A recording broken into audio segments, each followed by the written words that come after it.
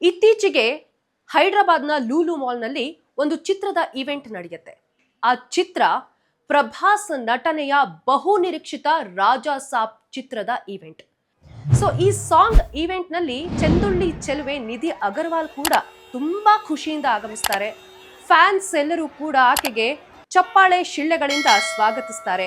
Event ಎಲ್ಲ ಮುಗಿದ ನಂತರ ಚಿತ್ರತಂಡ ಅಲ್ಲಿಂದ ನಿರ್ಗಮಿಸುವಂತಹ ಸಂದರ್ಭದಲ್ಲಿ ಚಿತ್ರನಟಿ ಬೇರೆ ಅಂದ್ರೆ ಅವರ ಕಾರ್ ಇರುವಂತಹ ಕಡೆಗೆ ಅವರು ತೆರಳುವಂತಹ ಸಂದರ್ಭದಲ್ಲಿ ಒಂದು ಘಟನೆ ನಡೆಯುತ್ತೆ. ಏನಪ್ಪಾ ಅದು ಅಂತಂದ್ರೆ ಫ್ಯಾನ್ಸ್ಗಳು ನೂಕು ನುಗ್ಗಲಾಟ ಶುರು ಮಾಡ್ತಾರೆ. ನಟಿ ಜೊತೆಗೆ ಸೆಲ್ಫಿ ತೆಗೆದುಕೊಳ್ಳೋದಕ್ಕೆ ಮುಗಿ ಬೀಳ್ತಾರೆ. ಕೆಲವು ಫ್ಯಾನ್ಸ್ ಗ್ರೂಪ್ ಅಂತ ಏನ್ ಹೇಳ್ತೀವಿ, ಅವರು ಆಕೆಗೆ ಅಸಹ್ಯಕರವಾಗಿ ಮುಟ್ಟುವಂತಹ ರೀತಿಗಳನ್ನ ನಾವು ವಿಜುವಲ್ಸ್ ನಲ್ಲಿ ಗಮನಿಸಿರಬಹುದು. ಬಟ್ಟೆಯನ್ನ ಎಳೆಯುವಂಥದ್ದು, ಮೈಯನ್ನ ಮುಟ್ಟುವಂಥದ್ದು, ಇದೆಲ್ಲ ಮಾಡಿದಾಗ ಆಕೆಗೆ ನಿಜಕ್ಕೂ ಅಸಹ್ಯ ಆಗಿ ಒಂದು ಹೇಳಿಕೆಯನ್ನು ಕೂಡ ಆಕೆ ನೀಡಿರುವಂಥದ್ದು.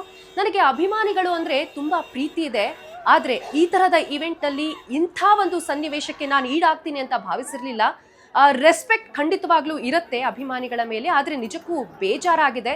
ನನಗೆ ಅನ್ಸೇಫ್ ಅನ್ನೋ ಫೀಲ್ ಆಗ್ತಾ ಇದೆ ನಮ್ಮ ಭಾರತದಲ್ಲಿ ಅನ್ನೋ ಹೇಳಿಕೆಯನ್ನ ನೀಡ್ತಾಳೆ. ಇದೆಲ್ಲವನ್ನ ಗಮನಿಸಿದ್ರೆ ಲೂಲು ಮಾಲ್, ಹೈದರಾಬಾದ್ನ ಲೂಲು ಮಾಲ್ನ ಒಂದು ಸೆಕ್ಯೂರಿಟಿ ಇಲ್ಲಿ ಫೇಲ್ಯೂರ್ ಆಗಿದೆಯಾ ಅಂತ ನಾವು ಗಮನಿಸಬಹುದು, ಅಥವಾ ಚಿತ್ರತಂಡ ಆಕೆಗೆ ಹೆಚ್ಚಿನ ಸಂಖ್ಯೆಯಲ್ಲಿ ಭದ್ರತೆಯನ್ನ ನೀಡಬೇಕಾಗಿತ್ತಾ, ಇದನ್ನೂ ಕೂಡ ನಾವು ಪ್ರಶ್ನೆ ಮಾಡಬೇಕಾಗತ್ತೆ.